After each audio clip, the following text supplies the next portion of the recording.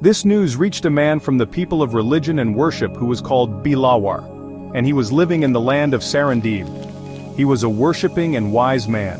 He boarded a ship and came to the side of Sulabit and intended the prince's palace and stayed there.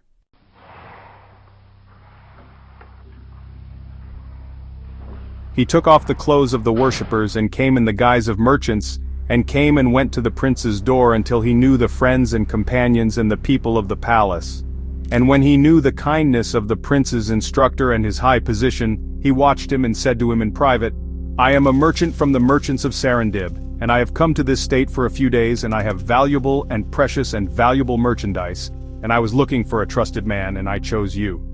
My merchandise is better than red sulfur, it makes the blind see and the deaf hear, and it is the cure for all pains, and it brings man from weakness to strength, and it preserves from madness, and it helps against the enemy. And I saw no one more deserving than the prince to present my goods to him. If you think it appropriate, recount the qualities of my merchandise in his presence, so that if this merchandise is of use to him, take me to him so that I may show it to him. Because if he sees my merchandise, he will know its value."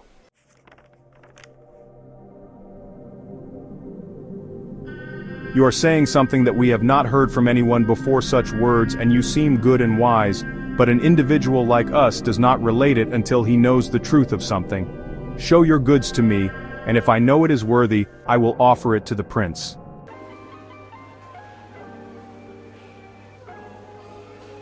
"I see weakness in your sight, and I am afraid that if you look at my merchandise, your sight will not be able to see it, and it will be destroyed. But the prince is young and his sight is healthy, and I do not have this fear for his sight. If he looks at the merchandise and if he likes it, I will not be stingy with its price to him, and if he does not want it, there will be no deficiency or fatigue for him. It is a great merchandise, it is a pity to deprive the prince and not deliver this news to him."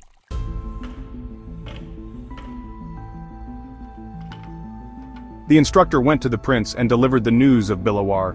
The prince thought in his heart that his need would be removed from Bilawhar's side. He then said,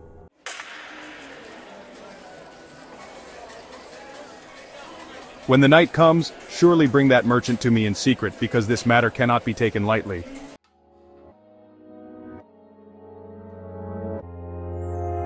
The instructor sent a message to Bilawhar to be ready to meet with the prince. Bilawhar picked up a basket in which he put his books. "What is this basket?" "My merchandise is in this basket, take me to him."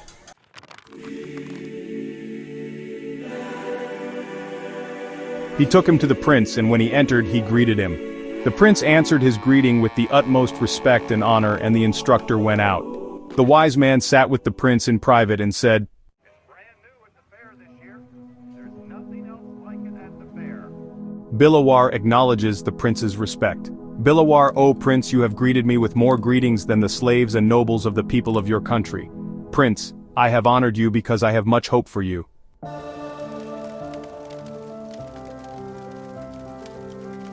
Bilawhar prepares to tell a story. Bilawhar, "Now that you have treated me like this, then hear this story.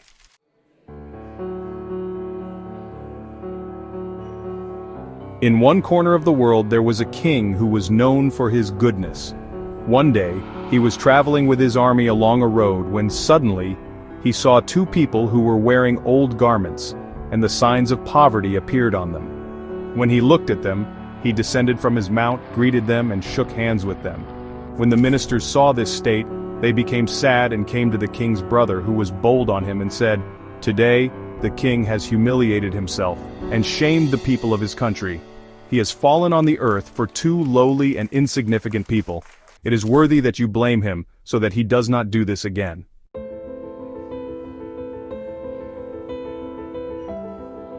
The king's brother acted according to the words of the ministers and blamed the king.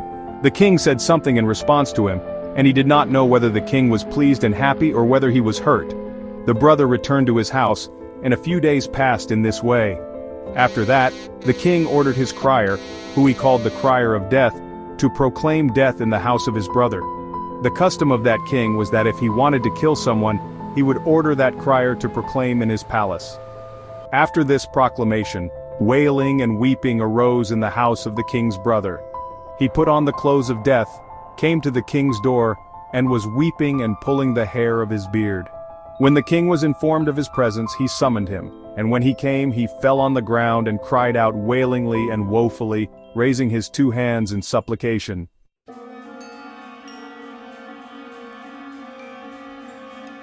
The king scolded his brother, saying, "O fool! Are you wailing from the proclamation of that crier who has proclaimed at the door of your house by the order of a creature who is not your creator, rather your brother, and you know that you have not done a sin in my presence that warrants killing? And with this, you blame me for why I fell on the ground while I saw the crier of my lord, and I am more knowledgeable than you of the sins that I have done at my lord's court. Go, I know that my ministers have incited you to this, and have deceived you. Soon their mistake will become apparent to them."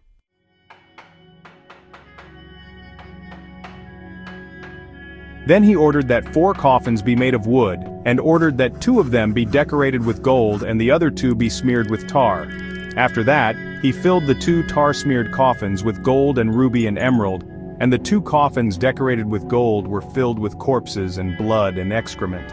He closed them tightly. Then he summoned the ministers and nobles who he thought had blamed him for that action, and showed them the coffins and said, "Price these."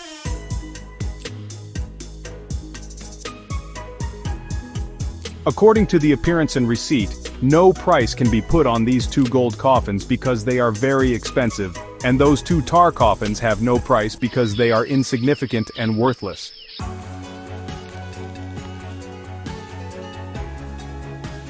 This is your opinion by virtue of the measure of your knowledge.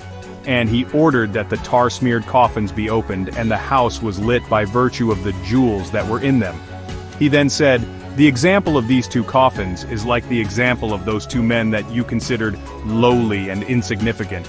You took their garments and appearance lightly, while their hearts were full of knowledge and wisdom and righteousness and goodness and other virtues that are better than ruby and pearl and jewels and gold."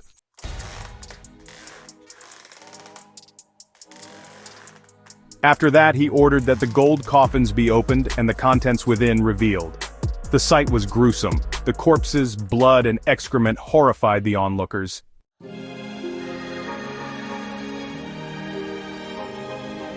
This is the true nature of those whom you deemed noble and esteemed solely based on their outward appearance.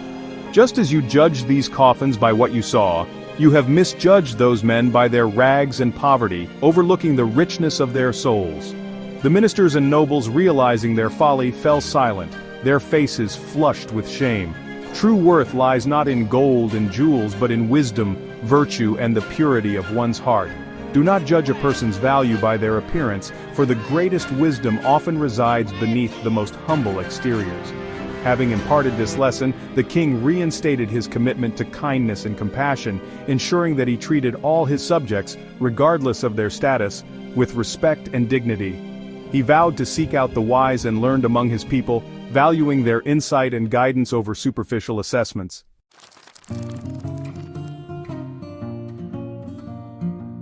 Meanwhile, as Bilawhar recounted this tale to the prince, he observed the young man's eyes widen with each word.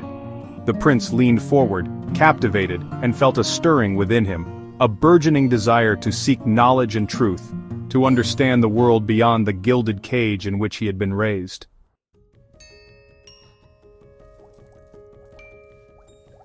Bilawhar speaks of hidden wise men. Bilawhar, O prince, there are many like those wise men who were shunned by society. They dwell in the shadows, waiting for hearts like yours to awaken. They possess treasures far beyond worldly riches.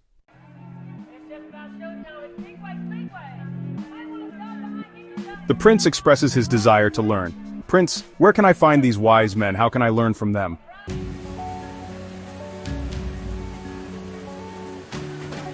Bilawhar describes the path to wisdom. Bilawhar, the path to wisdom requires humility and a willingness to step away from the comforts of your palace. You must seek them out in places where the rich do not tread. They often gather in the quiet corners of the world, far from the noise of power and wealth.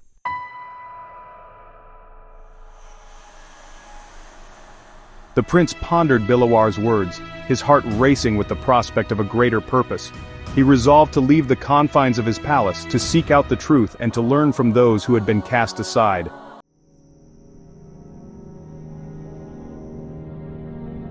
As night fell, he devised a plan. He would disguise himself as a commoner and venture into the city, seeking the wise ones Bilawhar spoke of. He felt an urgency to break free from the constraints his father had placed upon him, and to discover the reality of life beyond the palace walls.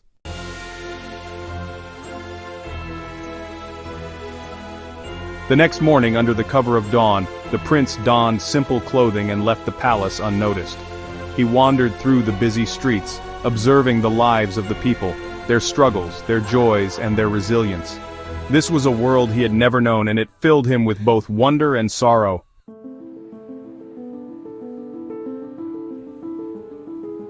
After hours of searching, he found a small gathering in a marketplace where an old man was speaking of wisdom, truth, and the importance of living a righteous life. The prince approached, captivated by the old man's words. He listened intently as the man shared stories of the gods, the nature of the soul, and the transient nature of life.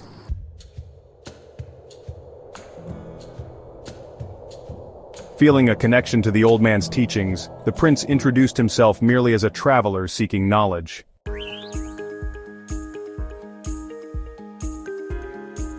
The old man welcomed him warmly, and they spoke at length. The prince shared his thoughts and questions, and the old man, recognizing the spark of wisdom within him, encouraged him to continue his quest for understanding.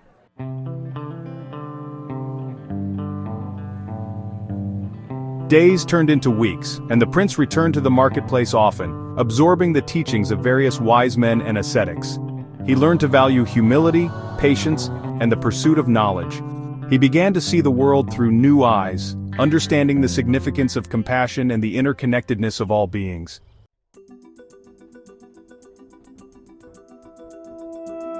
However, unbeknownst to the prince, news of his absence had reached the king. His father, fearing for his safety, ordered a search throughout the city. The ministers and guards scoured every corner, interrogating anyone who might have seen the prince.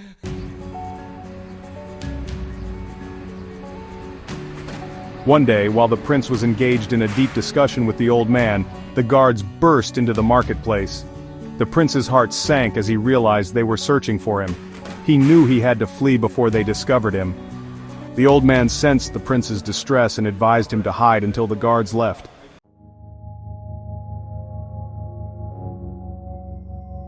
In the shadows, the prince watched as the guards questioned the old man about his whereabouts. "Old man, the prince is not here. He is out searching for wisdom, just as we all should be."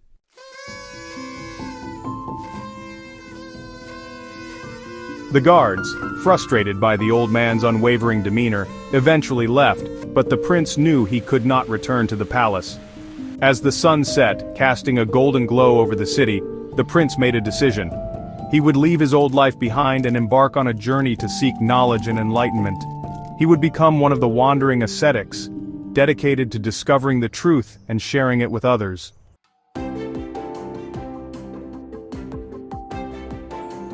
Bilawhar, who had watched the prince's transformation with admiration, decided to accompany him on this journey. Together, they traveled from village to village, sharing stories and teachings, learning from each person they met along the way.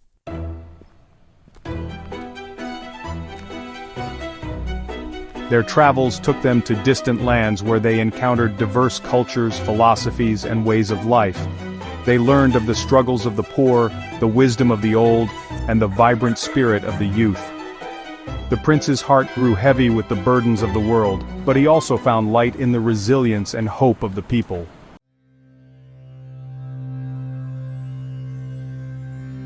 As they journeyed, the prince realized that his past, though filled with privilege, had blinded him to the beauty and complexity of life.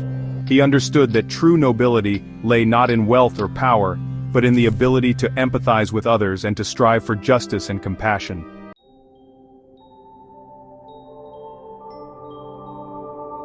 Years passed, and the once sheltered prince had transformed into a wise and compassionate leader. He had shed the weight of his royal title and embraced a life dedicated to serving others. He became a beacon of hope for those he encountered, inspiring many to seek knowledge and truth.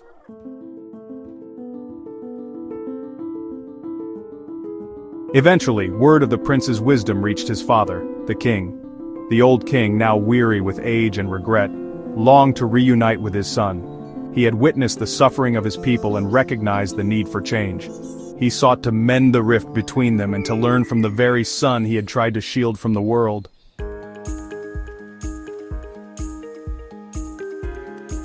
One fateful day, the prince received a message from the king, requesting a meeting. Though hesitant, he felt compelled to return to the palace not as a wayward son, but as a man transformed by his experiences.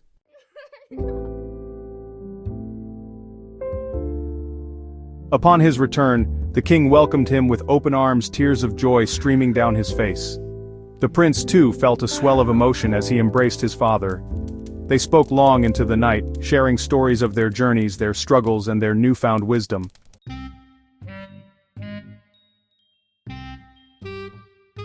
The king, humbled by his son's growth and understanding, recognized the importance of embracing change.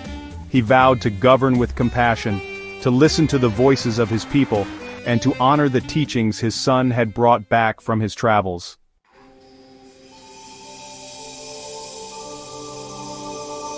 As the years passed, the kingdom flourished under the joint leadership of the wise king and his enlightened son. They worked together to create a realm where justice, compassion, and knowledge thrived, and the bonds between the ruler and the ruled strengthened.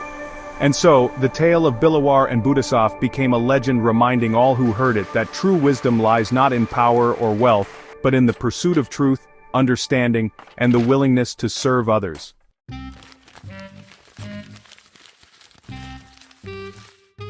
In the annals of history, the story of Budasaf stands as a testament to the transformative power of knowledge and compassion. His journey from the confines of a palace to the wisdom of the world serves as a guiding light for generations to come.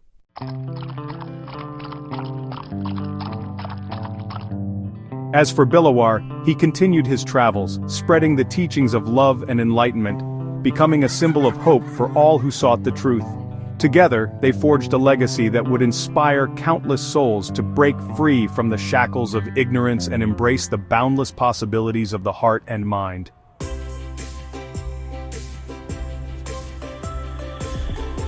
And thus, the tale inspires us to seek wisdom, to live with compassion, and to remember that true nobility is found in our actions and our relationships with one another.